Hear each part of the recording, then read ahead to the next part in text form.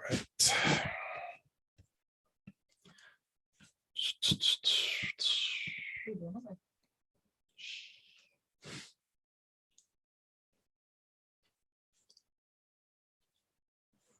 What's going on, dude? Nice new lid, bro. Oh, had to, man. Had to. It's 1-0. This is mine. I have the Carhartt one, but it's like the darker one. There you go. Yeah, there you go. This one's like super like hard. It's like a hard hat almost. Like it's like a This is how this one was too. They last forever. It's yeah, cool. I love it. I love it. And we are live right now. Okay, cool. So oh yeah. We caught you by surprise as we always do with the live stream. Everybody Better stop talking. Yeah, better stop with all that stuff. So the Raiders playoff team, your thoughts? Yeah, I don't know, man. 2 weeks ago, I was dialing up the mock drafts, but you know, it's playoffs, dude. I don't know. Somebody said on there on Twitter, they were like, I'd rather lose and start the off season because I don't want to get killed in the playoffs, dude. We've made the playoffs 4 times in my life, roughly. I want to go to the playoffs. So, I don't care how it affects us long term. I think actually the worst case scenario would be that they make the playoffs and keep Rich Bisaccia as the head coach. But we'll cross that bridge when we get there. Like, make the playoffs, because anything can happen. You make the playoffs and you get a team like Buffalo in round 1 and Josh Allen gets hurt in the first quarter, like you get, things like that, Now they changed the COVID rules, so we might actually have to play some starting quarterbacks moving forward. But isn't that funny? Isn't that funny how people I see people legitimately mad that Carson Wentz might play this weekend, and I'm like, okay, even none of you are buying into this playoff hype thing if you're sad that we have to play the starting quarterback for a playoff team. Of a team that has 2 more wins than us, right? Or 1 more win than us. Like, 1 more win than us. Yeah. Not even like a juggernaut. We're not talking the Green Bay Packers. We're not talking. Yeah, and I think one of the things too is it's not an anti-Raider thing. Like the CDC changed the rules and the NFL did too. Yeah, and clearly the fact that a quarter of the league got it in the last month, it's not something we're avoiding at this point. These guys are going to have to play with it. I mean, not necessarily with it, but with this virus looming. They changed this rule. Yeah, this rule could help the Raiders in the long run too. Like, if you get to the wild card game somehow, miraculously, they make the wild card game, and you have the Raiders, and Carr test positive, or somebody test positive, instead of missing that player in the playoffs, like, you're going to have them. And that's what the NFL wants. They don't want the Super Bowl week to happen and, okay, it's Aaron Rodgers versus Mahomes, and half the teams are on the COVID list, So I think, the CDC did it. I think, you can't honestly be happy with facing 3 backup QBs in a row. No, I've been happy with the defense, but let's be real. They faced Drew Lock and Nick Mullins, so. Yeah, you've seen 2 quarterbacks who can't push the ball downfield. If they do, it's usually bad things happen. That's why you saw in the first game with Cleveland, you saw Jonathan Abram basically cheating. I don't mean cheating in like he's doing something against the rules, but he was able to just crash the box every single time because Nick Mullins not throwing it over his head. You saw last game the same way. They weren't really scared of Drew Lock throwing it over their heads ever. Even with Wentz will make a mistake. I mean, what you're talking about, like, Wentz is not an MVP candidate. We're not talking about that. We're not even talking about a top 10 quarterback right now. And people are scared to face him and are now saying that, like, it's an anti-Raider rule, which to me is just PTSD from being a Raider fan for all these years. It has you saying crazy things like that. And yeah, I don't know. Like I actually thought this last game was a good win. Like I actually enjoyed it. I thought it was a good win. I thought they made a couple dumb mistakes early in the game, but I thought they outplayed Denver for most of the game. And Denver's defense was healthy. It's one of those games that I thought the Raiders could have won by 30. Sure. They dominated the game start to finish on all sides of the ball. That's how I look at it. So whether the scoreboard doesn't matter, if we beat Denver 33 to 14, it still counts as one win. So yeah. I'm not mad about the way they played on Sunday. I'm mad at the critical mistakes, whether it's, I'm not blaming just Derek Carr, but that play by Chubb was crazy, but you can't make that play there. No. You can't put yourself in a position there. And then, Jacobs just drops the ball, and if he's carrying it with one hand, like those are just mistakes that you can't make in week 16. Yeah. And so that's where I'm at. I'm like, you know what? Like you take away those two mistakes and the Raiders win that game 23-3. Yeah, easily. And you see what I thought was crazy too about coaching. There were three. The reason I want to get rid of this staff, and I'm sure most of Raider Day, I doubt anybody wants to keep Rich Bisaccia. Like I think Eddie Borsili or whatever wants to keep him or whatever, or like I posted something earlier and one guy was like, he was all, do you even like the Raiders? And I was like, I posted Rich Bisaccia is not a good head coach. Yeah. Do you even like the Raiders? And I go, yes, but I don't really want Rich Bisaccia as my head coach. Well, all you post is hate. Fair. Okay. Yeah. I'm anyways, the people, here's where I want people to realize that this is not a good coaching staff. Okay. So you have Josh Jacobs fumble off his leg, right? I don't blame that on coaching. That's just a dumb player. Nobody has to be coach a player to be like, hey, when nobody touches you, you shouldn't fumble the ball. Like there's nothing that could be coached into that. It's just a dumb mistake on the player. Okay, fine. The next play that they run after that on offense, right? If I'm not mistaken, is a screen to Josh Jacobs. What does Bill Belichick do in that situation? Bill Belichick's got another running back. He has, and I'm not saying Jacobs should have been benched, but I'm saying Peyton Barber gets a series after that. Right. And then also what pissed me off about that was I've been asking for Derek Carr to create with his legs and make like an off. I want an offbeat play. So like if stuff goes wrong, like make a play that's like, wow, Carr made that play. And that play to Jacobs would have been such a clutch play by Derek Carr. It was a great play. He was getting blitzed and he threw the ball like forward, like a shovel pass to Jacobs in the flat. It was so off schedule. And it would have been a first down. We would have been easily probably been at least able to get a field goal before half, going to half up 10-6, or it would add 3. So we'd go up in 9-3 and then get the ball. And like, it was like game over if you go down and score again. And then Jacobs just drops the football. So like those mistakes right there, you can't make the next 2 weeks. You just can't. So, and we saw that the first Chargers game, we made a bunch of mistakes early and we were down 24-0 at halftime. Then in the second half, we came out, we scored twice in a row. We almost scored a third time when Edwards dropped one. And it's like, the first Chiefs game, you play a good team. You're down 14-7. Deshaun Jackson's got an easy touchdown and he turns and spins the wrong way and fumbles. And all of a sudden we're down 28-7. Yeah. And it's like, just the way the game goes against these good teams, you're not going to be able to make those mistakes. So that's where I'm like, do I think the Raiders are going to win the next 2 weeks? Absolutely not. Do I hope? Of course. But I don't think the Chargers are that good. No, they're not. They're making the same mistakes. If the Colts have Carson Wentz out, I don't think they're that good. So they have a very slim chance. I would put it at like 20%. But that's a better chance than I thought we'd have 2 weeks ago. And so yeah, and I want to get to another play in that game that also frustrated me with the coaching staff was the 3rd and 6 where Carr ends up fumbling. Now, of course, that ball could never come out. That ball could never come out. That is what the ball hitting the ground is on Derek Carr. However, what is with the deep shot on 3rd and 6 when you have a field goal in your pocket? When you gain 3 yards and you have a field goal in your pocket because Daniel Carlson's been electric the last, he's probably been the most consistent player on the team. It's been my complaint a lot this year. Yeah. A lot. Is yes, Derek Carr fumbles too much. Yeah. I'll be the first person to go argue with Carr fans about how that's important. But Like a lot of quarterbacks to get hit and they don't fumble. Like that's a fact. Carr fumbles most of the time. Yeah. Now, our offensive line has been cheeks all year. Mm-hmm. Sunday was the best they played, but they've been bad all year.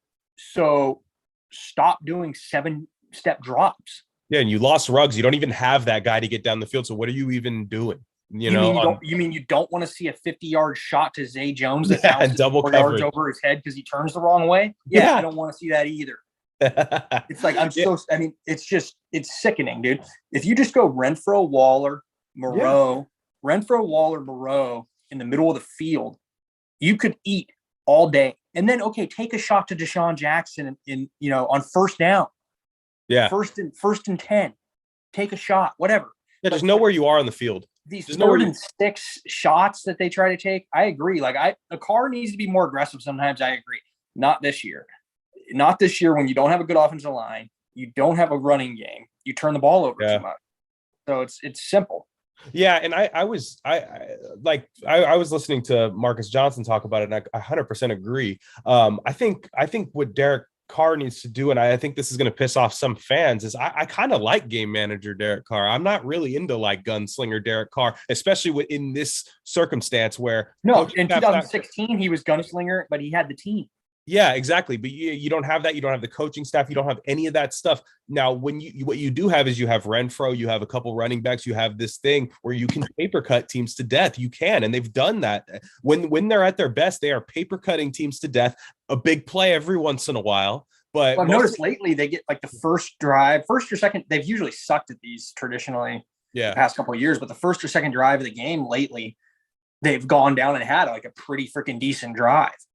Whether they get points or not, it's like they like a 10-play, 65-yard drive, and then there's a fumble or there's a touchdown, whatever. But then they get away from it, and they go like my biggest one is like run on first down, 2nd and 6. Then they throw a bomb, and it's 3rd and 6. Yeah. Then they come in the 3rd and 6, and they don't get it or whatever. Last week, they set themselves up well. They had 3rd and 2, 3rd and 1, 3rd, and I thought they got a little more aggressive on offense in this manner where it was 3rd and 4 and they'd run the ball and they're going for it if it's 4th down. Yeah, exactly. But they didn't get into a situation because like that. However, it was nice to see that they would. And that's something that I haven't seen from the staff. And I don't know who's calling plays. People are saying it's Cable. People are saying it's Olsen. People are saying it's both. But the play calling when we came out of the locker room on Sunday was mild. Like they first off, they actually like the run game has sucked, but I mean, they run the ball once with Jacobs, throw the ball 3 times, then come back, don't run the ball again for another series. It's hard for running backs to like get 1 carry every series, So it's nice. And I think if there's one thing of optimism is that the next 2 opponents that you play, the Colts and the Chargers, are very similar to Denver on defense in a sense that they have good secondaries, they have good pass rush, but they don't stop the run very well. The Colts don't stop the run very well, and the Chargers cannot stop the run. They got gashed by Houston the other day. That was the first game against the Chargers. We were like, this is going to be Jacobs' breakout game. Sure. It wasn't there, He also fell behind 21-zip. But I think the O-line in the run game the last 2 weeks, maybe I'm wrong, has looked better in the run game. I've just moving people around. There's been holes. There's been a hole to see. Sometimes Jacobs misses the hole. That's the real problem. Like a lot of time, or he Le'Veon Bells it when he should just be like what Peyton Barber does. When you see Peyton Barber's 8-yard carry that he gets sometimes, just that random Peyton Barber 8-yard carry, he just gets the ball and goes into the open spot. It's very simple. It's very simple. He just grabs the ball and runs straight. Yeah, Jacobs does this weird Le'Veon Bell stutter. I'm going to cut this outside. It's like you don't have the wheels for that, man. You just don't. The announcer said something about it on TV last week. Tiki Barber. I mean, he knows it. Yeah, there was one where he cuts it out like 6 plays before, and he beats the guy outside, and he gets 12 yards. And what Tiki said was, when you're winning, it's not worth the risk of losing the 4 yards to get the 12 yards. He says, go up the middle and get the 6 yards. So like then a couple plays later, you saw it where he lost 4 yards and it just blew up the whole series. Yeah. So And that's the one where I think Carr fumbled like two plays later because they were running down the field, and then Jacobs loses 4. The Raiders get 8, and then they're throwing deep on 3rd. So it's like instead of being, 2nd and 4, it's 2nd and 14. So I think it's hindered them a lot, like with Jacobs this year, because he's running different. And it came out after halftime, and he was running like he was before, where he hits the hole hard. And it was good to see it. Johnson broke down a couple that were like, you could see where the offensive line is like creating the hole. Yeah. And Jacob, what he's been doing this year, I noticed, is like somebody gets him in the backfield, falls down very easily. And like he avoided like a couple where he made a move in the backfield. And I'm like, you're allowed to do that. Like, I've been so frustrated all year where it's like, dude, you're allowed to like break a tackle. Yeah. Like people say, oh, well, the offensive line's not helping. Well, yeah, but break a tackle. It shouldn't be this bad, right? Like, but it's, I'm saying, I guess that's something to look forward to, because I think that helps the whole offense. I mean, not a very bold claim I'm making there, but if you run the ball, it does make this paper cut offense that the Raiders are forced to run now with all the circumstances. Now, if they get Waller back, that's different. But even then, Waller's not a deep threat. I mean, he can be, I suppose, but it's not where I run him personally. They don't really have one right now. Deshaun Jackson once a game, and then Brian Edwards. I like the way they were using Deshaun Jackson last game. I thought that was fantastic. Have him run around, turn around, wide open. That's how I wanted them to use Ruggs for 3 years. All the time. And like the teams were backing off because, the corner probably grew up like watching Deshaun Jackson when he was in the middle school. Like, it was a guaranteed 14 yards. Yeah. So he's not going to he's like, I'm not getting toasted by Deshaun Jackson, even though he kind of like can't do that anymore.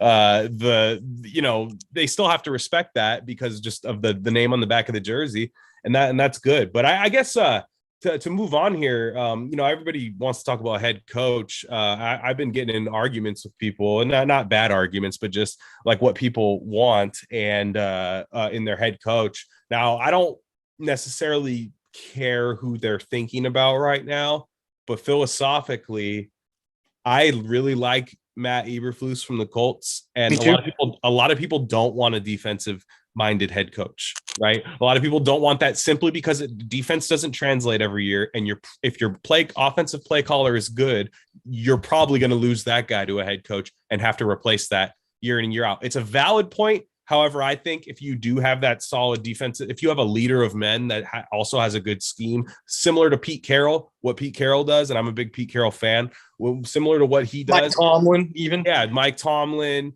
I think Ron Rivera is a good coach. I think a lot of guys are good defensive. And now I know the hot ticket thing now is get the offensive minded guy in there, get your defensive guy that you just trust all year, some older defensive guy. But to me, I like a hard-headed approach. Like Matt, the offensive guy thing too is frustrating because you look at like guys like Kyle Shanahan. Okay, good coach, good offensive coordinator. He's not really like he doesn't do both well. Like I think he's a good play caller. He might not be that good of a coach, but like it's like you run into the same issues with the offensive guys because they want full control. Yeah. They want that control of the offense and they want the head coaching job. So you get guys like LaFleur and Shanahan and the guy that's in Tennessee, Smith. There's a bunch of them that like they call the plays and they're the coach, right? Yeah.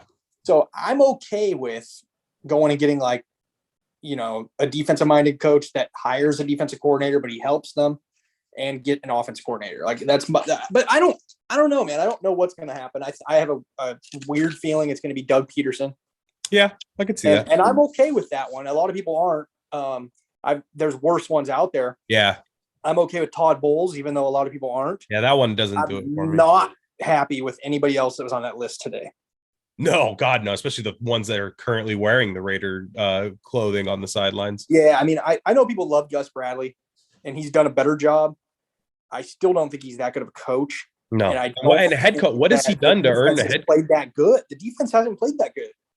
Yeah, and they're it's like Gus Bradley did what I wanted him to do realistically with this defense is to get them to not be a sieve. They're not a sieve. They're just not that good.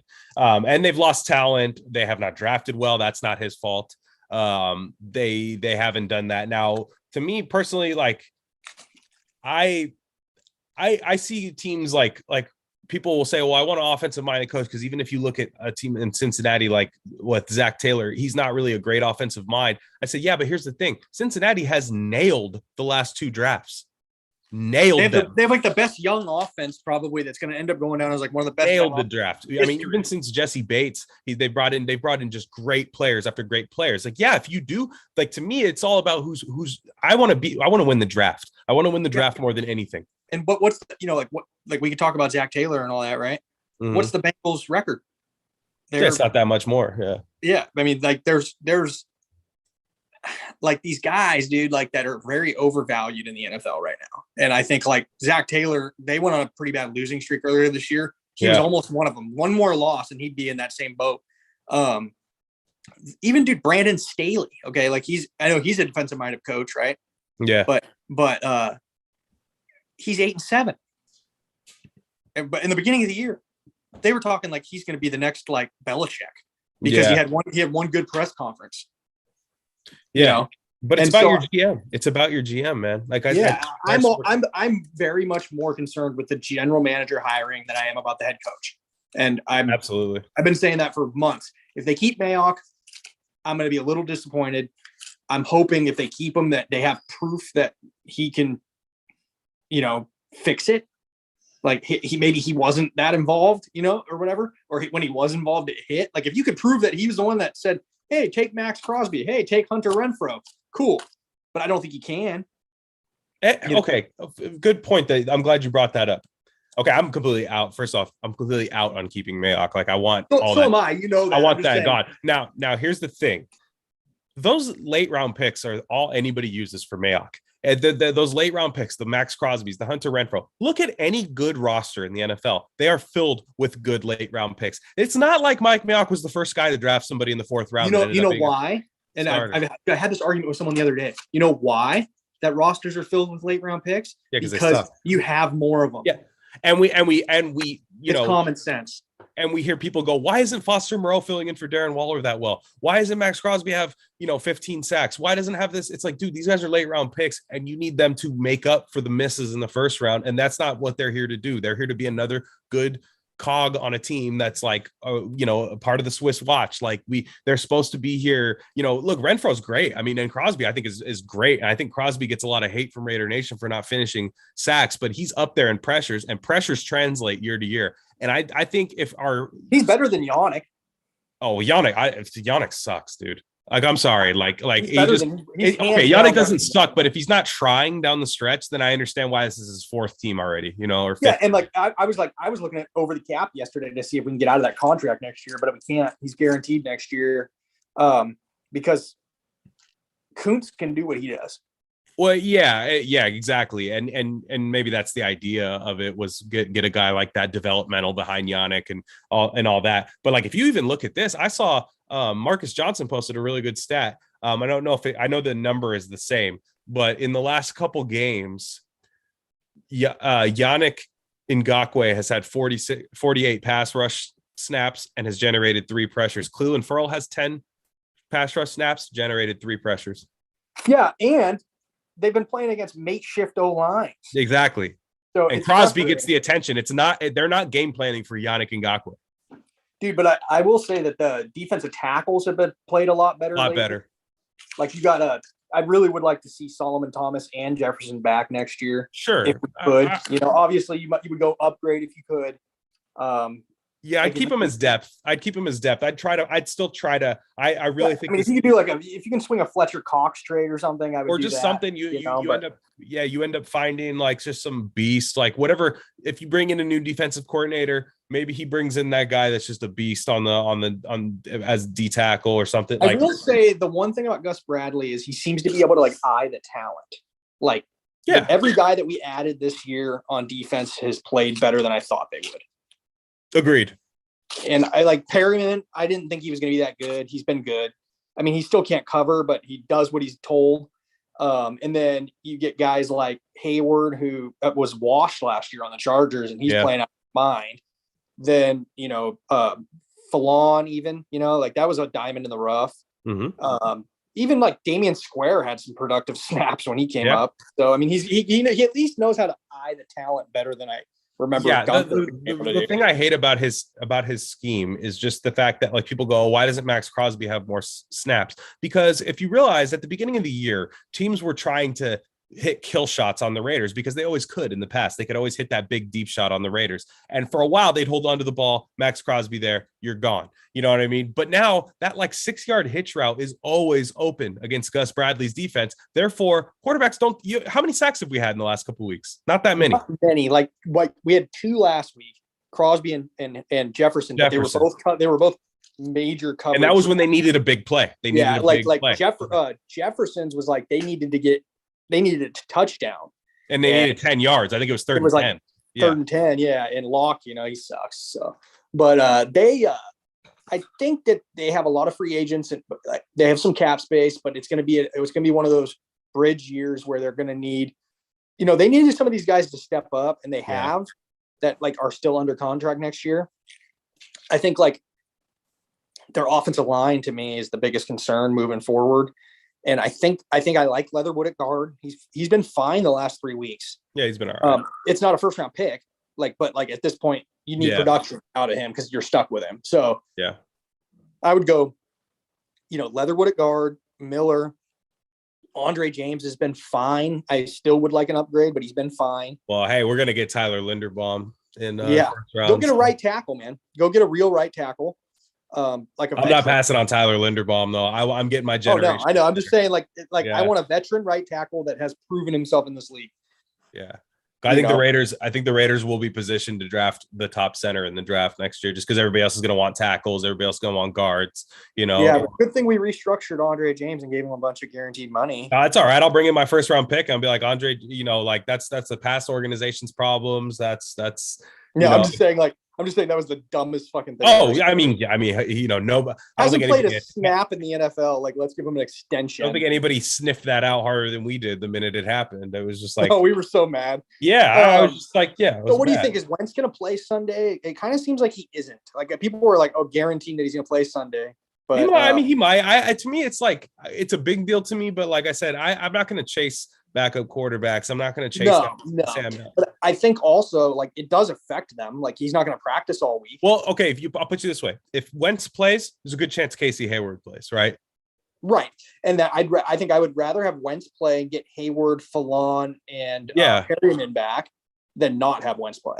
Yeah, because at the end of the day, Jonathan Taylor's going to run for 256. Man, people say that, but I think it's going to be, if we get killed, it's going to be like it's going to be T.Y. Hilton. T.Y. Hilton or like Michael Pittman's just going to like crush us because we're going to sell out on Jonathan Taylor, because like the big running backs aren't the ones that I mean, maybe I'm getting this wrong, but like a lot of the big running backs aren't the ones that have been gashing us. Like Nick Chubb got loose a little late in the game on the against us, but for the most part, killed us early in the year was played for the. Well, Eckler killed us. Eckler, and then we got killed by Montgomery too a little bit. Yeah, that's what I mean. Like it's like we get killed by these guys that like maybe aren't like the number one thing you game plan for on the team. I actually think they're going to do a decent job on Taylor. Now, Jonathan Taylor is like an 80-yard run waiting to happen at any point. He kind of reminds me of like when as like maybe not the best comparison, but like when Chris Johnson was like first in the league, like when it was like out of nowhere. I remember the Raiders were playing them and they kept him in. It was Raiders Titans when they had Vince Young and Chris Johnson, and they were just bottling him up all game. And then all of a sudden he broke like a 77-yard touchdown. And you're just like, I was at that Doug Martin game, dude, in person. Oh, no. Went crazy on us. I remember, dude, we even had a chance to win it in Palmer. Yeah, because they were scoring. It was a shootout. Yeah. Palmer threw a pick, and I was like sitting in the black hole. And but I remember like, dude, Doug Martin, every time he touched the ball, would score. It was like 89 yards, 72 yards. You're like, what are you doing? He wasn't even that fast. No. And so like, yeah, I think honestly, I'll put you this way. I'll make the bold claim. If they do win Sunday, they're going to win against the Chargers. That's a bold one. I think if they win Sunday, I'll probably try to make the drive down. But it's, I don't know, man. The Colts are good, but it's in a dome. It's that's like, I feel like the Raiders got kind of lucky. Like people always get pissed at the schedule makers. It's not that bad of a schedule. This year's been pretty good for them. So they have a 10 a.m. game for the first time in a while.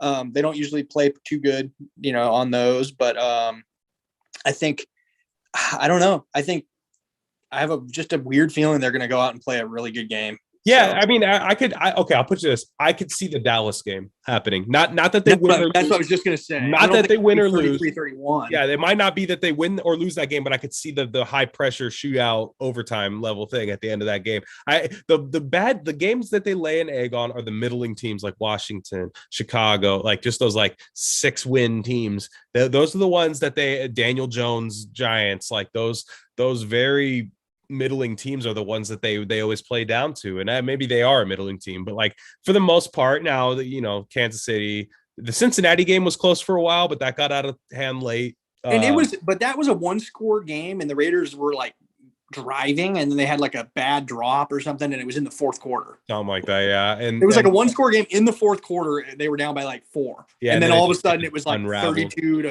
13. So yeah, they need to score more. I mean, you have to, and to win each game the next 2 weeks, you need to score 20 or more points. No, they're gonna need Waller back. That's all I care about. Give me Darren Waller. I don't care who's playing for the Colts. Was there an update on Waller for this week yet, or like they said yesterday that like he looked better, but have they updated? They said they expect him to practice tomorrow. They expect him to practice. So see, because I like Moreau, and I think if we have both of them, that opens up a lot of things. That's your offense. That's wide receiver. We lost Ingold. We lost Ingold too, who they run about 3 or 4 pass plays to a game. Yeah. So they've lost a lot of their like not trick plays, but they've lost a lot of their easy 6-7 yard plays, like Waller for 6 yards in the flat, and So I don't know. I think that they're gonna play a better game. I don't know if they're gonna win. But I like that. I'm seeing some glue guys for the future. Like Max Crosby, he seems like he's going to be a leader. Absolutely. Miller seems like he's a leader. You have guys like, Morig, who I think Morig's going to end up being one of the better draft picks we've had. Absolutely. He hasn't made any like splash plays, but he hasn't been beat much.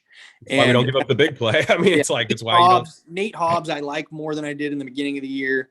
And then,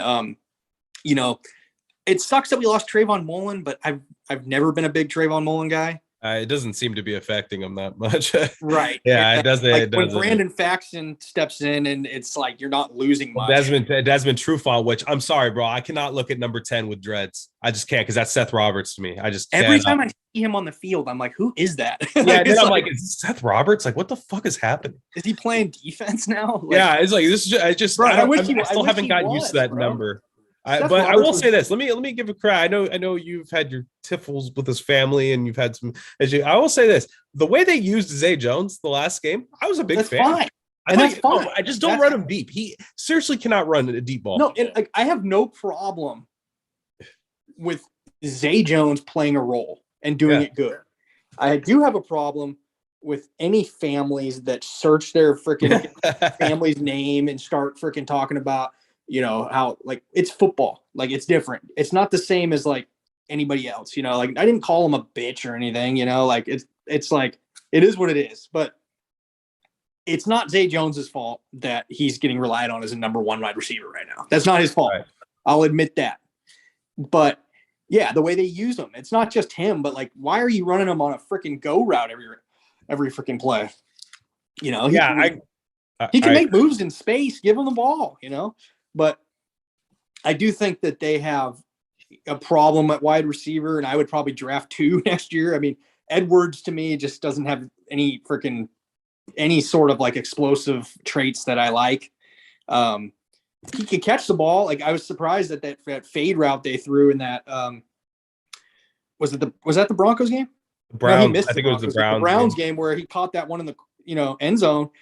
Like, where was that all year? Like, that's a red zone play they should be running a lot. Like, that's where I get pissed off. Like, I'm like, I was thinking about, because I was looking at, I mean, I don't want to go too far here, but like I was looking at mock drafts, and like a lot of like I think a lot of teams are scared to like mock us a wide receiver, and I'm like, I'm looking right at Jameson Williams. I'm going right back to the Alabama well, man. I'm telling you, right now, dude. Or I'm going right back to it. Linderbaum. Jamison Williams, or the Raiders will be in position next year to draft best player available. They will Who's be the kid available. from Penn State? Is that Dotson? Jihad, wide receiver? No. Dotson? Yeah, something. I don't. Yeah, Yeah, I mean, he's good too. And then the you one got the from two Arkansas Ohio is a State beast guys. too. I love the guy from Ohio Arkansas. State guys. Like, so Arkansas guy too. Burks, I love a lot. You like absolutely should take a wide receiver in the first or second round next year. Absolutely. Yeah. Unless you get Devontae Adams, which is not going to happen. But no, that's not happening. And the rest of the receiver market's all 2s and 3s that you're going to have to pay $10 million to. I mean, I would if it was me, I would sign Allen Robinson still. I still think he's good. I'm a Christian Kirk fan, and I'm a DJ Chark fan. Those are guys I like both of those guys, and I think Gallup's going to be too expensive. I think he's way too much. $12 million a year. He's going to get paid by like Jacksonville to be a number one. He can't catch. He cannot catch. Yeah, so he's going to get paid by like a team like Detroit to be a number one. Yeah. But a guy like Allen Robinson, who's been a number one for the last couple of years and might not make 15, 16. I think Allen Robinson's going to get like 12 million. It's going to surprise everybody. Yeah, there's going to be you're going to see that, and then there's going to get Allen Robinson, dude. He's your Crabtree, and then go get Jamison Williams, and that's your Cooper, and you're set. Then you're able to get Waller a new deal. Then you're Renfro. They're gonna have to pay Renfro probably this offseason, I think. But I mean he's a slot wide receiver strictly, and traditionally they don't make 20. No, and they will pay him too. Like I think he'll get like 10. He'll get like 3 years, 30, something like that. Sign me up. Yeah. Well, shit, man. I mean, the guy's just consistent, and he's consistently your best player on the field most of the time. So I agree. So, but I mean, we'll have to have a huge off-season episode at some point but I think right now we're just going to focus on the playoffs. The playoffs, man. While it's still here, man, I thought I'd be moving on a little sooner. So it's. Well, I remember I messaged you like 2 weeks ago, and I was like, I don't want to talk about this football team, and now I'm like, all right, let's talk. No, they've given me 2 wins to at least come on here and be somewhat happy. So look, if they finish the season 9-8 with this roster, I'm not that mad. That's what I predicted their record would be this year. I think we both did. I think either 9 or I might have said 10-7 actually. But I think we both were right around the same, and we had different wins, losses. Like I had Washington as a loss the whole time, and then I had us beating the Giants, but I didn't have us beating Baltimore. I didn't have us beating Pittsburgh. So it's kind of funny how it worked out, because in my mind, this is exactly how I saw the season going. I thought they might have overachieved a little bit at 5-2. I thought they might have underachieved a little bit on the losing streak. So it's like, it is what it is. They're a mediocre team, and that's how it is. As of now, are you keeping Derek? Do you think? Well, I know what you might maybe think is Derek Carr the quarterback next year? Do you think as of now? Oh, I joke. You can post this clip as the little thing that previews the episode, but I joke around a lot, and like a lot of it to me is just funny because people get so mad about it. But I do think that he's the quarterback next year, and I do think that that's the best option next year. I don't think that there's a clear upgrade in the draft that is like with the Raiders. I'll say this, in the new stadium with Mark Davis, he's not going to take the risk on some rookie that is like a mid-round pick. Yeah. And Carr gives them a good chance to win with a good roster, and I think that's what they'll do. I think they'll try to improve the roster. But it all depends on who the GM and the coach are. Like if you bring in a coach and he loves somebody in the draft, it might completely change, But I think Carr probably right now gives them the best chance to win in 2022. But yeah, I think the only way I see him gone is, like you said, if they have to lose these next 2 games. If they win the next 2 games and they get 10 wins, you kept him when he was losing games. Why would you get rid of him if he loses these next 2 games and it's not like he's been lighting it up the last couple of games. He's been pretty bad. But I will say there are like legit excuses, and I'm not like an excuses guy for him. There's been a lot of like key drops. There's a lot of key drops. Yeah. There's just a lot. I mean, like, I'm sorry, dude, he's missing his not two biggest weapons, because I'd say Renfro is up there, but like Waller and Ruggs it's a huge part of this. Waller, Ruggs, Drake, and your offensive line's not very good. Yeah, so there are excuses, but I would say like I said earlier, like the mistakes that like he makes in year 8 sometimes are like. Oh yeah, no, he makes mistakes in year 8 that he makes so many mistakes for somebody that doesn't take that many risks. No, exactly. And because I think he's constantly teetering between, okay, I'm a gunslinger, I'm a gang manager. I'm a gunslinger, game manager. Commit to one because there's times where it's like, no, you are not Michael Vick. You're not going to run around with the ball right here, get it swatted out of your hands. That's not you. Right. I know the Kobe Mamba mentality. How about you don't have that? How about you have the Alex Smith mentality sometimes? Because that's what I want him to be, is Alex Smith. Right. And I think that comes too with more big play potential, which we've pretty much lost. Like, yeah, exactly. When you get a big play to Ruggs, you can be kind of conservative for the rest of the game because you're winning, and like we don't have the ability to go score 21 points in a quarter, and so I think, I don't know, personally, how I feel. I'm sick of it. It's like just so average, but at the same time, I'll wait till Bryce Young comes out of Bama and we can just roll with him. So we would need the number 1 pick, but yeah, exactly. And that is what it is. I think given the circumstances, a lot of quarterbacks would have this team as a 4 or 5 win team. I think he has done a few things to get them in positions to win. Now, if he wins these next 2 games, I think he is playing for his job in a sense because of the uncertainty with the coaching regime. I think everybody's playing for their jobs. So, exactly. And I think if the Redskins, the Washington football team game, like a lot of people said, like that loss was on Carr, and to me, it wasn't. The Giants game probably was. Like there's examples. That was the one after Ruggs. There's examples of games where Carr probably was one of the reasons why they lost. If they lost to Denver, I would have blamed Carr. Absolutely. But if they, Cleveland for a lot of the game, I was blaming them. Right. But that's the thing is people they always like to say like all I do is talk shit and which I do out of jest a lot. But when he wins and he plays well, and even when if they lost that Dallas game, I wasn't blaming Derek Carr. That wasn't on him. The defense played like shit. That's where I'm like, it doesn't make sense to me. Like that Dallas game, Derek Carr won that game with his arm. Like he did a great job. I'll say it. But against he's left a lot on the field the last 5 weeks. So hopefully this is his best game of the year coming up here. So yeah, if he comes out, and I'm talking about, he doesn't have to throw for 300 yards and 5 touchdowns. No, I just come out there, take care of the ball, move the ball down the field, punch the ball in when you get down. I want 250 and 2 touchdowns. Give me 2 touchdowns. He hasn't had 2 touchdowns in like six weeks. It's been a while. Yeah, it's been a while. I want run the ball effectively, do all that stuff, and they can win this game. So all right, man. So follow Matt on Twitter at Fattest Malin. I'm at Glen Rockney. We'll see if we can get him back on the show now. He's a father now. Does your kid have a winning record with the Raiders? Shit, maybe. That's tough because he was born after we lost to the Giants. Okay. So what's our record since then? It's got to be like right at 500. 3-3. He's 3-3. Yeah. So okay, 3-3. We got to get him on the winning side here this weekend. So hey, it's not bad for a rookie, I gotta say. All right, man. All right, everybody, Raider Nation. Have a good evening. We'll talk to you guys another time. All right, guys.